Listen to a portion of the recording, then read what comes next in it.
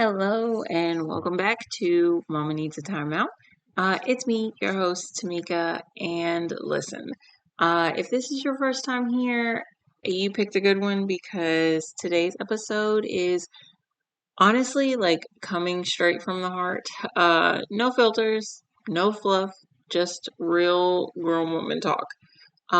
So we are actually talking about something that I had to learn and unlearn many, many times. And so also if you are here, if you're on YouTube, you are seeing the first visual. If you're on any of the other streaming services for podcasts, you're only getting audio. But if you'd like to see video, I'm trying it out so you can check me out on YouTube. Mama Needs a Timeout. I would love to have you follow me there as well.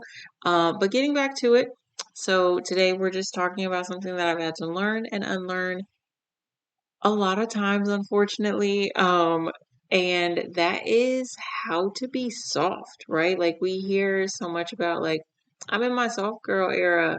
I haven't had that ever in my life at all. And so I don't know that I ever truly knew how to be soft or know how to be soft. And I'm not talking about um like being allowing someone to like control your life. That's not what I mean when I'm talking about being soft. I'm talking about the kind of softness that feels foreign after you've been in survival mode for so long, like for years, decades even. I'm talking about the kind of softness that just like feels like a luxury when you've had to be the strong one, the fixer, the glue that held literally everyone and everything in your life together.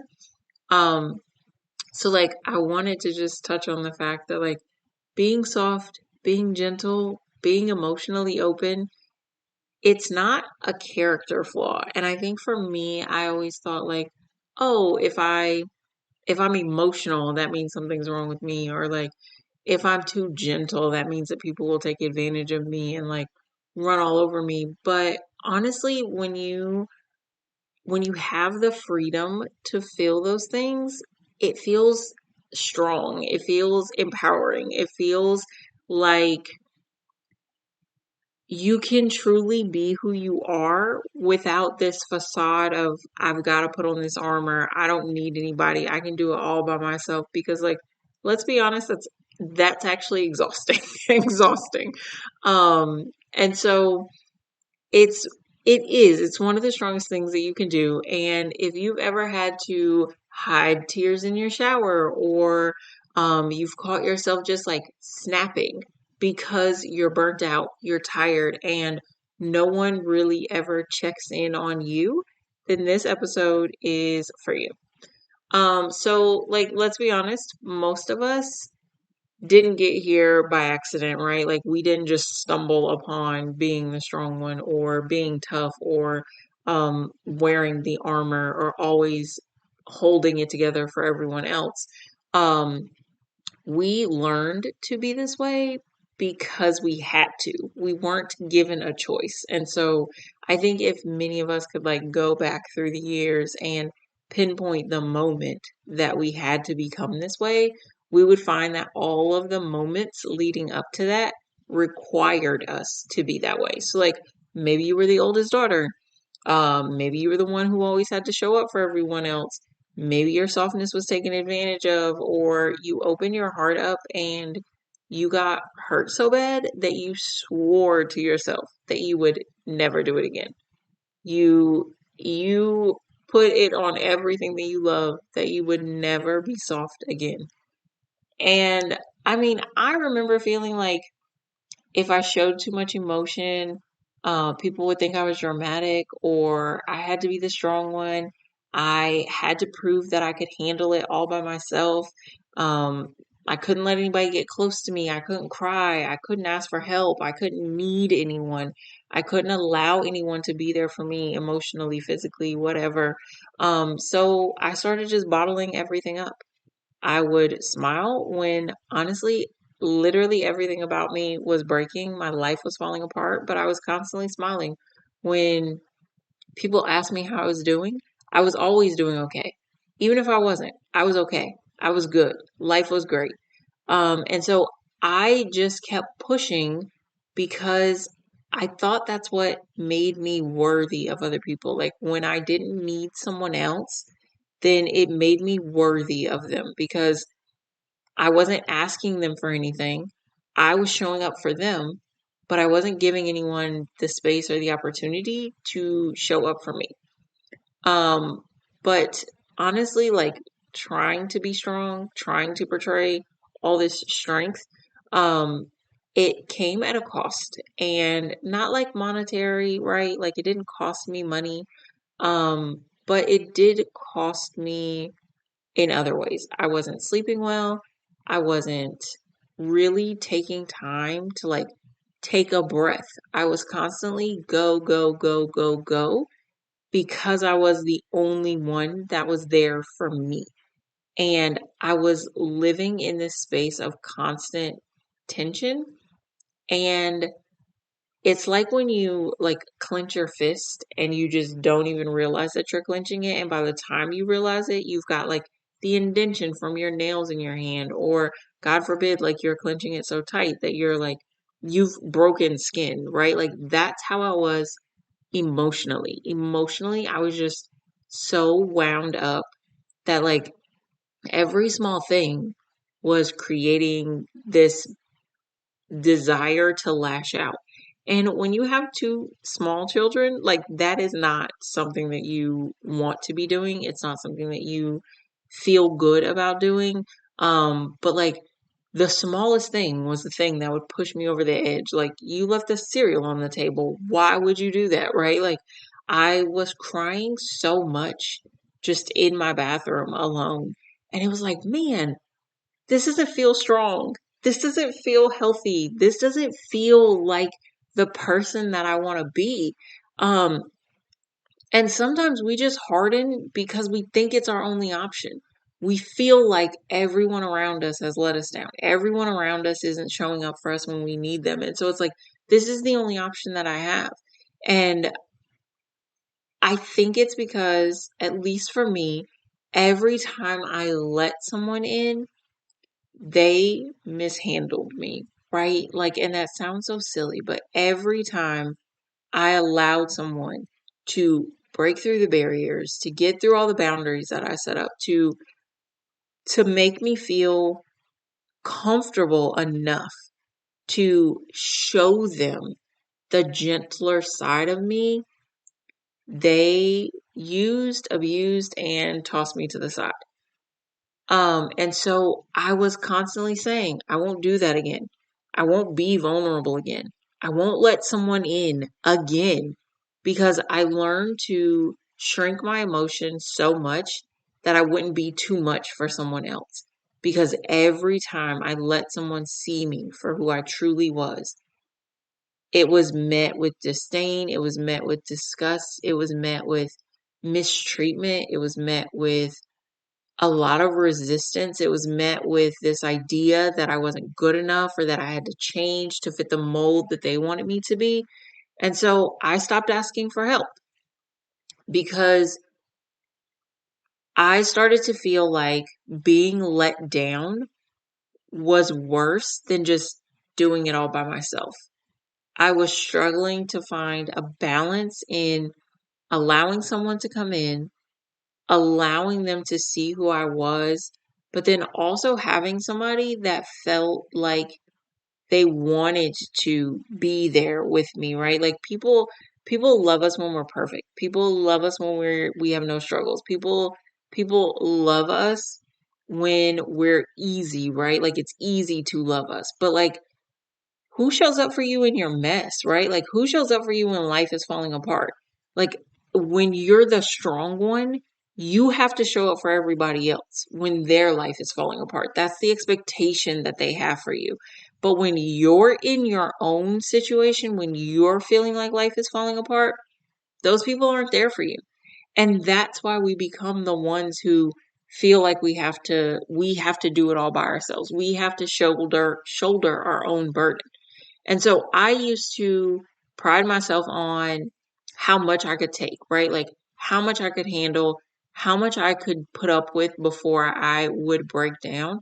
And just because you can carry it all doesn't mean you should, right? Like it's kind of like when you're getting groceries, right? Like just because you can put them all in your hands doesn't mean you should, because by the time you get them from the door to the kitchen, you got all the marks, right? And it's the same way when we're trying to be strong in our actual lives. We walk around carrying so much that by the time we're ready to like put it down or unpack it, it's already left marks. It's already left its imprint on us. And there's nothing we can do about it because we are carrying everything.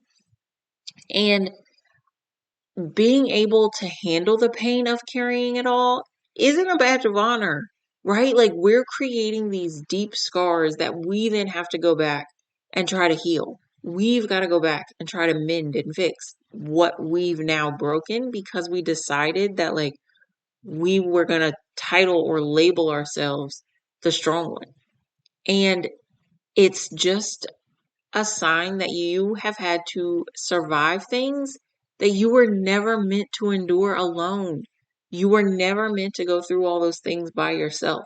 And we isolate ourselves and we create this environment where it's just us. It's us against everything else. It's us trying to be strong, and we're still trying to show up for everybody else in the same way.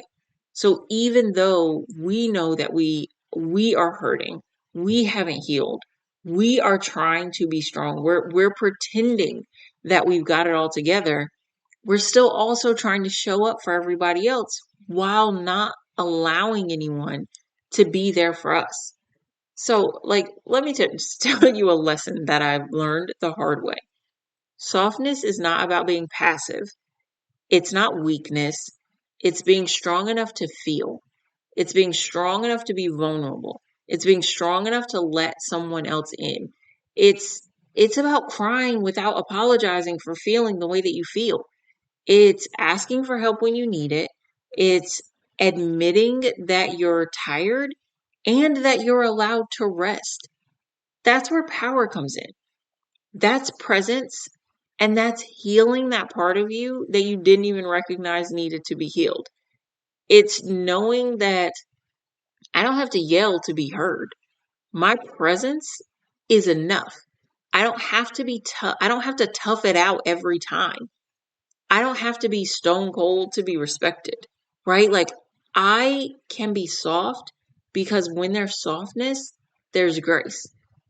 There's this ability to tell yourself, like, it's okay that you're falling apart because we can get through it, right? And by we, I mean the people that want to be in your life, the people that want to help you through those things. And it doesn't come overnight, right? Like none of us are just going to wake up tomorrow and be like, "Oh, I'm soft. I'm in my soft girl era." That's not realistic. We are going to still have those boundaries up. We are still going to want people to show us that they truly want to be there and that they truly want to be a part of our lives. And that's okay.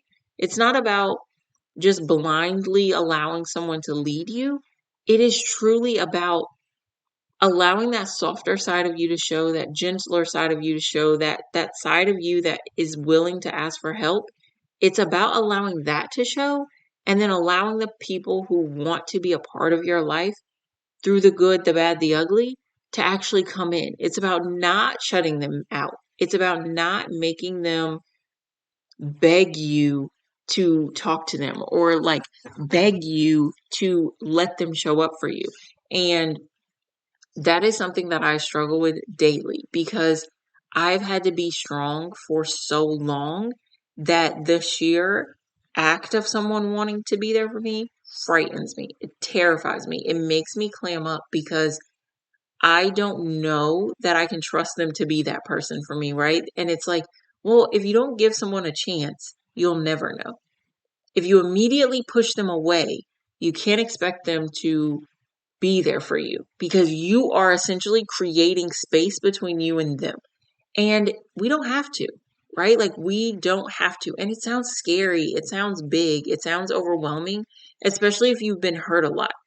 But if you continue to hold on to the hurt, you'll constantly be isolated. However, if you allow yourself to ask for help from someone that you trust, that you are willing to see, are you going to mishandle me? And it's not about throwing everything on them all at once, right? Because I think then that leaves the door open for mistreatment again. But it's about allowing them small space in your life to show you the way that to show you how they want to show up for you.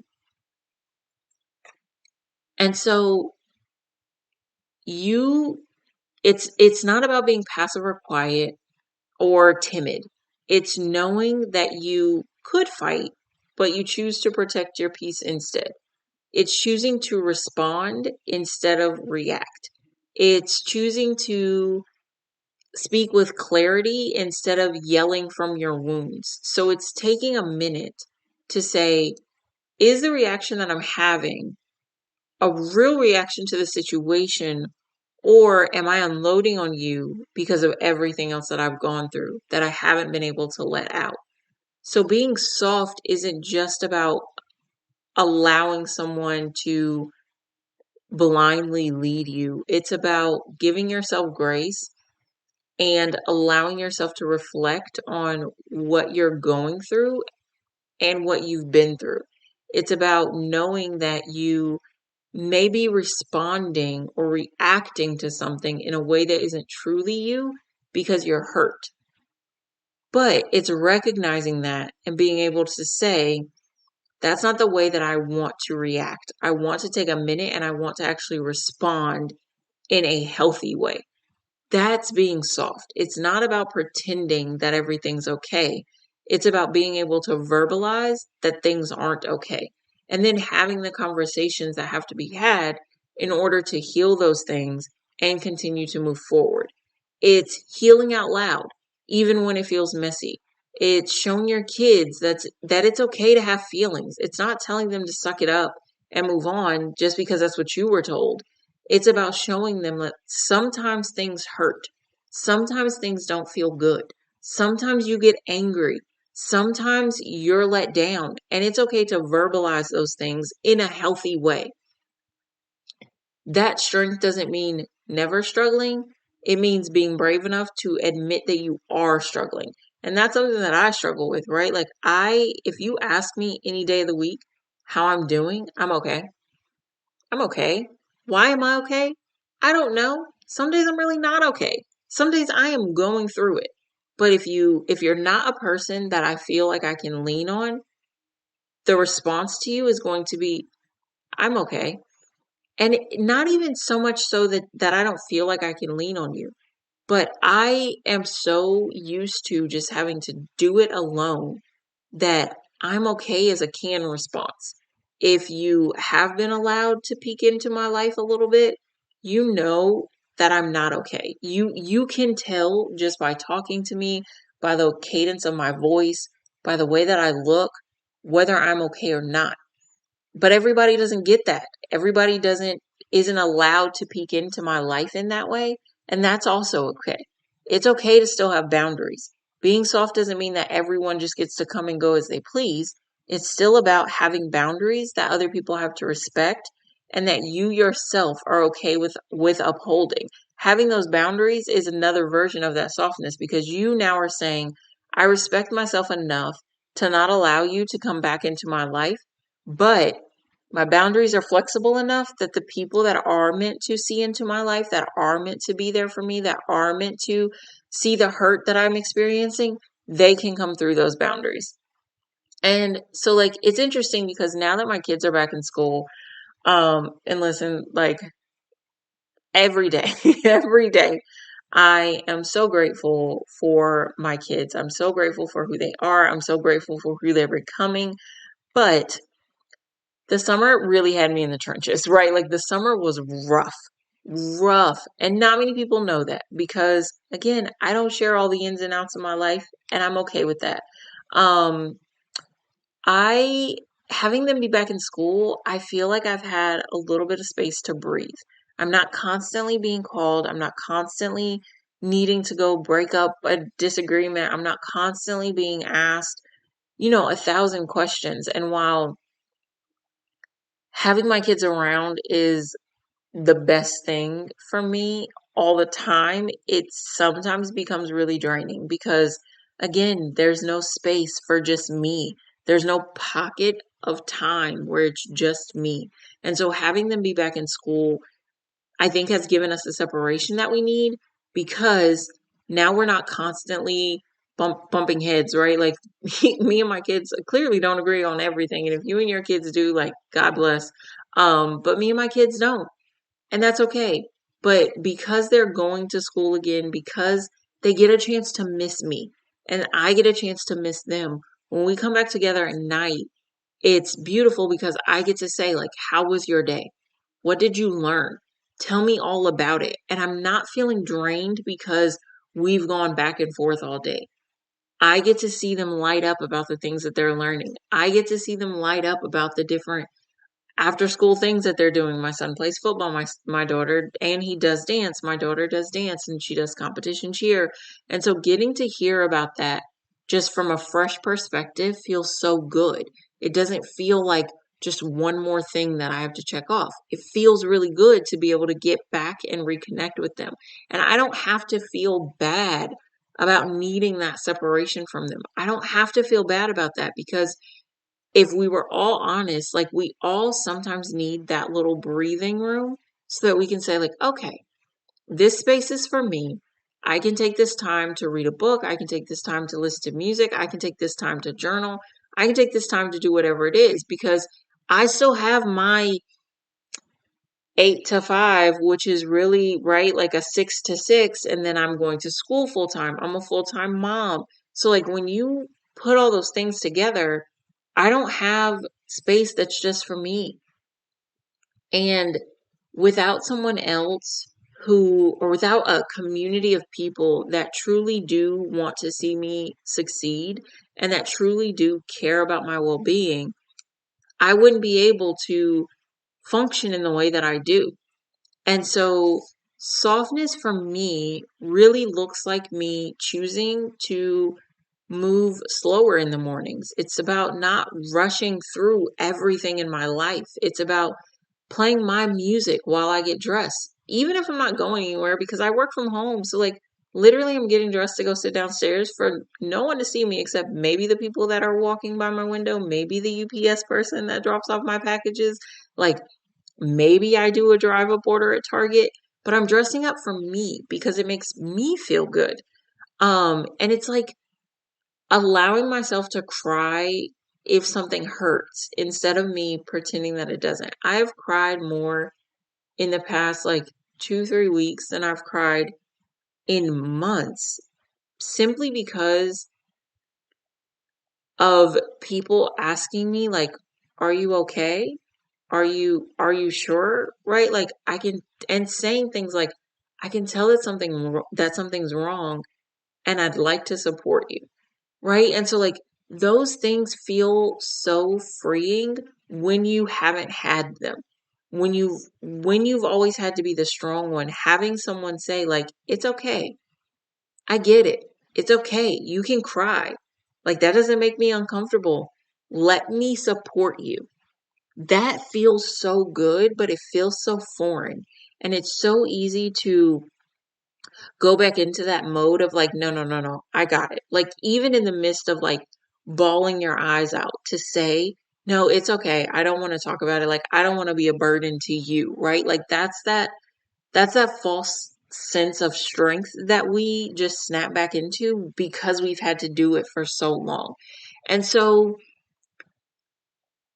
I have found that I won't reach out for help, but if someone that I trust, if someone that I feel close to reaches out and says, like, hey, are you okay? I am more, it's more realistic that I will share than if everyone in my life waits on me to reach out and share with them. Now, mind you, I'm not saying that people have to like I don't want anybody to beg me to talk, right? Like, that's not what I'm saying. But I'm saying when someone is willing to give you the space and the opportunity to share, it feels really good. And then if they don't allow you to like snap back into that shell really quick, like I feel like that gives you strength that you didn't know you needed, and you're able to like borrow on that strength from someone else. And it feels like a load is lifted off of you anytime that that happens. And so it's for me, it's even in the way that I show up as a mom. So I like to choose connection over control. I want to apologize to my kids when I mess up. I want to be able to say, you know what? I'm so sorry. Mommy was having a rough day and she took it out on you. And being okay with the fact that, like, maybe they don't understand what I mean when I say that I had a rough day. But being able to share with them that, like, sometimes even as adults, we are going to mess up. And it's about, like, giving them a hug to just let them know that, like, we're both going to struggle. And it's okay if we both struggle. It really is okay. And I don't have to feel guilty when I say, like, I need a break, guys. Like, mommy needs time for herself. Mommy needs you to go and read a book so that she can sit here alone and just think. And it's not something that should make us feel guilty. It's something that is teaching our children that, like, you don't have to have it all together sometime, and it's okay for you to not. But the way that you show that you don't have it all together is what really is important, right? Like throwing a temper tantrum isn't the best way to get things out, but like allowing, because even as adults, we often throw temper tantrums, and I don't know that we recognize that that's what it is. But when you get angry and you start yelling or fussing or telling somebody all the things that they've done wrong, that in and of itself is a temper tantrum. So if that's what we're showing our kids, how do we expect them to learn how to regulate their own emotions if we can't regulate our emotions? If we go from smiling to yelling and screaming within a span of minutes because something small happened. But that's what we're going to get if we have to continue to pretend to be strong.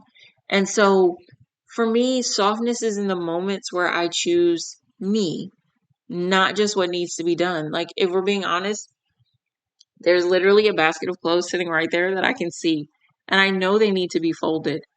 But instead of doing that, I chose to do something for myself. I chose to record this podcast because it's something that I wanted to do for me. Like, yes, the clothes need to be folded, but also I just folded clothes the day before, yesterday, the day before yesterday, the day before, the day before yesterday.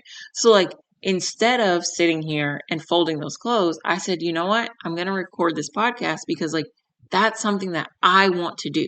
It's something that's going to make me feel good. And so, while I could be folding the clothes can actually wait. Nothing is going to happen because that basket of clothes is sitting there. And like, yes, I can see it. So yes, it bothers me a little bit, but it's okay. Like, it's not a big enough bother that like I'm going to get off of here and go fold them. No, I'll do it tomorrow. And we've got to start choosing that, right? Like, it's not about just the rat race and getting everything done. It's about pouring back into yourself in whatever way that means. If that means like you get 30 minutes to sit down and watch an episode of a show that you haven't gotten to watch in a while, sit down and watch it. Everything that has to be done is still going to be there. And you can split it up. But like, if you're in a moment where you just need something for you, do the something for you and then get back to doing the other things after you've done it. And so I literally used to rush through everything. And by used to, I mean like most days of my life, right? Like, I'm not a perfect person. I'm not even doing things perfectly now, even though I really want to. Like, I'm really trying to step into a softer version of myself because I don't want to push people away that want to be a part of my life. I don't want to unintentionally break connections and relationships that are meant to help me sustain and are meant to help me get to being the version of me that I really do want to be. And so in the mornings, I would wake up and it was chaotic. I'd literally wake up and already be overwhelmed because I had in my head this like idea of all these things that I had to get done. It was like boom, boom, boom, boom, boom. You've got to do all these things. And so like I'm waking up overwhelmed. I'm waking up behind a schedule that's like not even a real schedule. And so because I already feel behind, then I feel depleted and defeated. And so I'm starting my day in the negative. How am I going to make it through the day if like literally everything is taking away from me versus like adding to me? And so now one of the things that I intentionally try to do is I try to make room to feel soft in the small things. I light candles around my house, and by light candles I mean turn on the candle like little lamp thingy that like melts it. I'm sure you know what I'm talking about. But I light the candles so that I can smell things that smell nice to me, right? Like I love candles. I love Bath and Body Works candles. Um, and so just being able to like turn that on and allow myself to like slow down and really smell it, right? Like I take time to water my plants. Y'all, I have plants that I haven't killed yet. Who am I? Who am I? I killed a cactus. I killed some aloe. Like a couple years ago, like I could barely keep an artificial plant looking nice. But I have 4 plants now. No, no, no. I take that back. I have 5 and I have flowers that I haven't killed yet. And it's like those are the things that make me happy. Those are the things that bring me so much joy. I go downstairs and look at the flowers and I'm smiling because I have flowers on my table.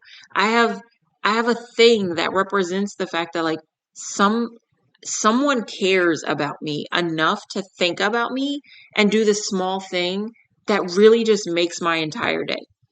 And so, like, my mom gave me plants, and I was like, Mom, I'm gonna kill them. They're gonna die. Like, you can't bring things, living things that I have to like remember to do something with, right? Like, I gotta keep my kids alive. You want me to now keep 4 plants alive too? Like, who do you think I am? But walking around and watering my plants brings me so much joy. And like when they're not doing well, I'm like trying to figure out like why are you not doing well? Is this not in a good environment? And so it's like being able to focus on plants really helped me to focus on me because I was like, Tamika, you're putting yourself in a really harsh environment.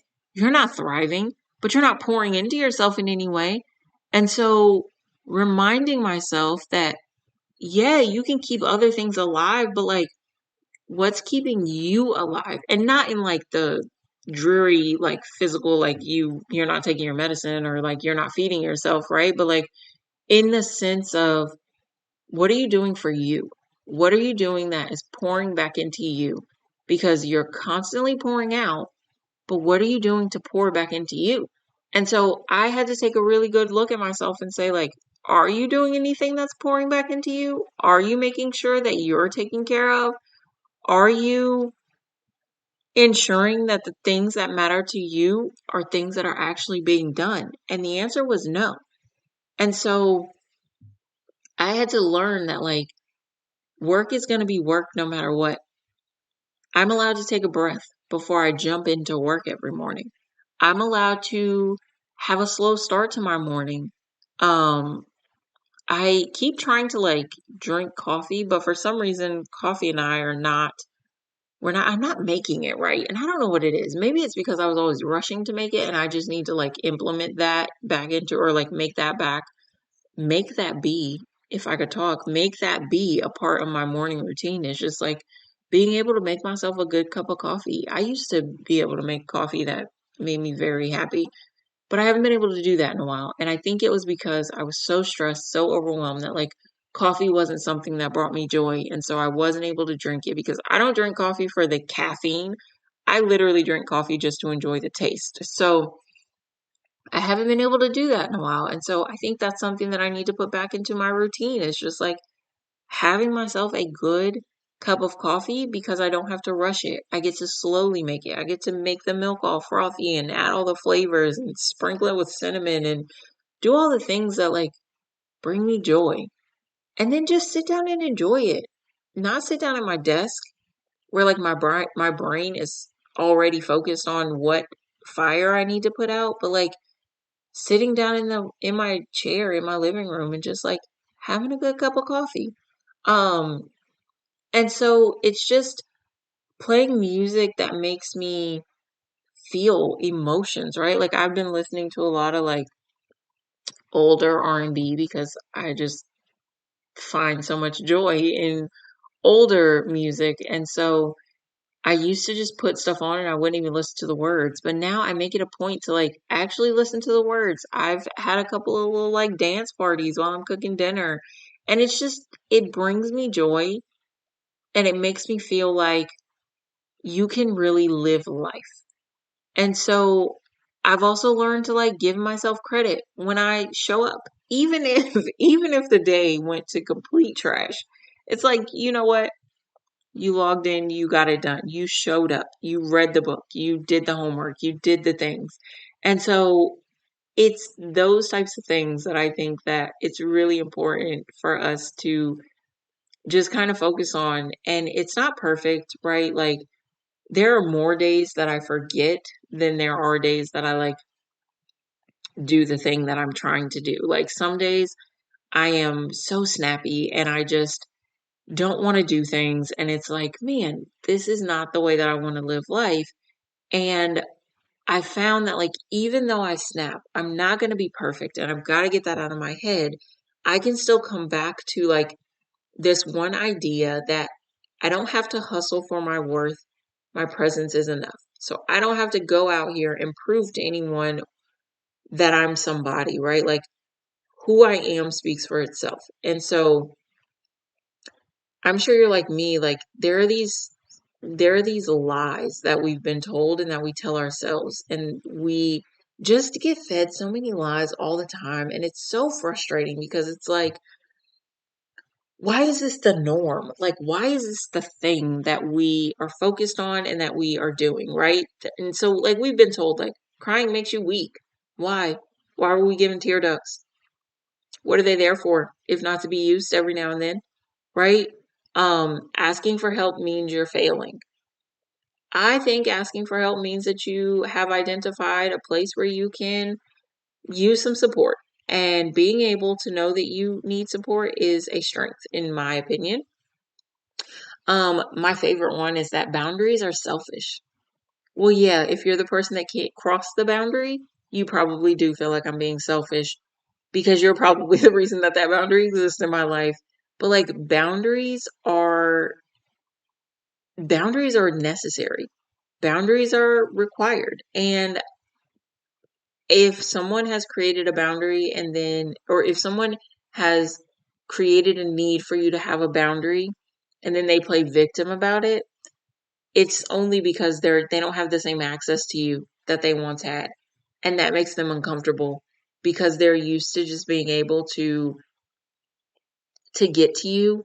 And now that they can't, they don't know what to do. That part of their life is confusing for them. And that's okay. Um, and then another one is that like if you take a lot of rest, you're lazy. That's not true. Sometimes we just need to recharge. Sometimes we've got to reset. And the only way to do that is to rest. If you're constantly go, go, go, there's a good chance that you will burn out. And that burnout looks different from all of us. Sometimes that burnout is snapping. Sometimes that burnout is crying. Sometimes that burnout is completely shutting yourself away and not allowing yourself to feel things. And that's not healthy. So a lot of us have been doing just emotional gymnastics. We've been trying to prove that we're good enough. We've been trying to prove that we're strong enough. We've been trying to prove that we're tough enough, that we're worthy enough. And all we're doing is tiring ourselves out. So I don't think we need to do that anymore. You don't have to prove anything to be worthy. You are already enough, period. Softness doesn't subtract from your strength, it adds a different level of depth to it. So let me say this though, softness, it's scary. Working on being soft, it's scary. It doesn't feel good. It's so uncomfortable for me sometimes, and it's okay. because I know that discomfort comes from remembering past hurts and things that, like, I think healing isn't like a one-stop shop. It's not like, oh, I talked about that thing, clearly I'm over it. No, there are going to be things that trigger it. There are going to be things that come up where it's like, I don't know that I feel comfortable letting a person in because of X, Y, and Z. And it comes up a lot, especially when people have made you feel like your feelings are too much or like your feelings are invalid.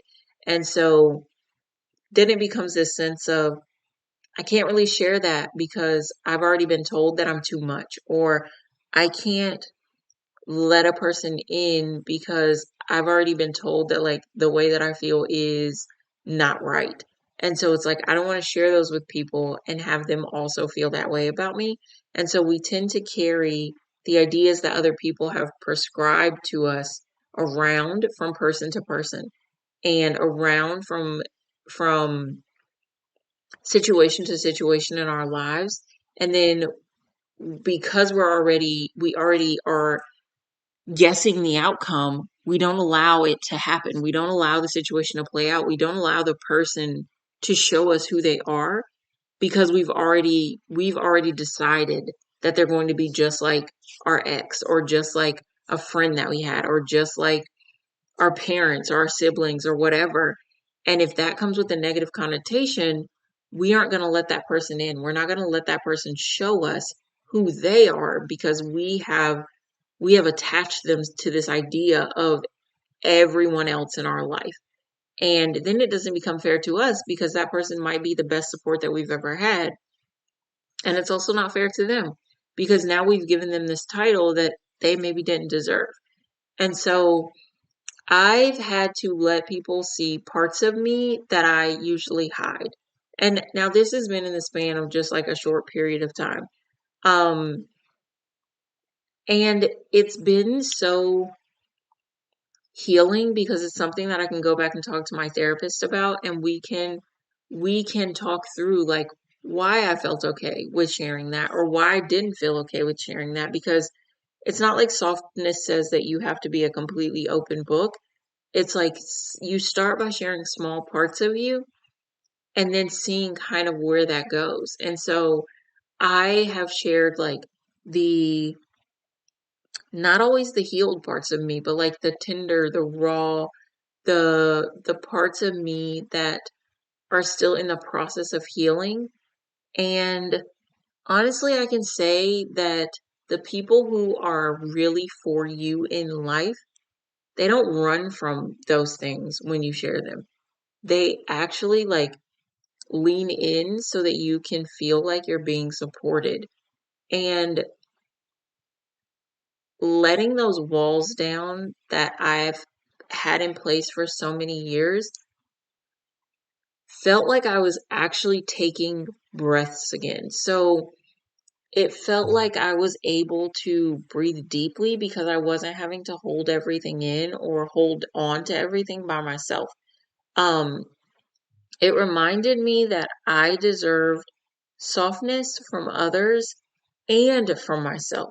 So not just me being soft or being gracious to myself, but that others could feel that way about me as well. And it's funny because if we're religious, right? Like if we believe in God, we're constantly asking God to bring us peace, love, softness, joy, right? We're asking for those things, but then we build up the walls that are so high that like it can't even get to us. And sometimes God sends us those things in the form of a person or of people in our lives. And we've got so many boundaries up and so many hurdles for people to jump through that they can't even get to us. And so I've been learning to ask myself, like, what would it look like for me to be soft? What would it look like for me to trust that it's safe to like rest and allow someone to enter my life? And is it safe for me to feel seen, right? Like, do I feel comfortable allowing myself to be seen? Do I feel comfortable and safe enough to know that I don't have all the answers and that I'm going to mess up and I'm going to make mistakes? And you know what? It is. It's okay for me to feel that way. Like, it's okay for me to not have all the answers. It is safe for me to trust someone again. It's safe for me to want support. It's safe for me to just want to be seen. And when you give yourself permission to start tearing down those walls brick by brick, you actually start to feel lighter. You start to feel more free. And you remember who you were before the world told you that you had to be strong and that you had to survive. And so I want to grant you that permission today. Like, here's your permission slip. Take it, do what you need to with it. But it's your permission slip to soften. It's your permission slip to cry. It's your freedom, your permission to say no. It's your permission to also say yes. It's your permission to take up the space that's meant for you without being hard all the time. You're allowed to feel things deeply. You're allowed to want someone to help you ease those pains that you're feeling. You're allowed to be powerful and gentle, strong and sensitive, bold and soft. You're allowed to exist in both of those places simultaneously. You don't have to be the strong one all the time. Sometimes honestly, like, let me just let you in on this. Sometimes strength looks like falling apart and then rebuilding yourself with love. So filling in those cracks with love instead of this desire to always be strong and have it together. So today I want you to give yourself a timeout, like a real timeout. I want you to breathe. I want you to exhale. I want you to start taking the armor off and just laying it down. You are safe here. You're whole. And listen, you are soft and you are acceptable. You're soft and you are secure. You're soft and you are worthy. And so I just want you to know that I see you. You're not alone. We've all been there. We may all end up back there because this is a constant journey of trying to just make sure that we're being who we really want to be. And so until next time, this mama needs a timeout. I am Tamika, and I'm your host of Mama Needs a Timeout. And if no one told you this week, you're doing better than you think. You are allowed to pause. You are allowed to start over. You are allowed to feel anything that you need to feel without justifying it or reasoning it away. Softness is not regression. It's evolution. It's the highest form of self-respect. It's you remembering that your heart still matters, that your feelings are valid, that rest is needed, and it's okay. So, breathe. Let it all out. Then, let yourself feel held. Let yourself feel like you're worthy of support by your community, by the people that matter the most to you, and most importantly, by yourself. So, I hope that this timeout was worth it, and I will see you and I will talk to you on our next episode. Thank you for picking up the phone, and as always, it was such a good conversation. I will talk to you later. Bye. Marketing is hard. But I'll tell you a little secret. It doesn't have to be. Let me point something out.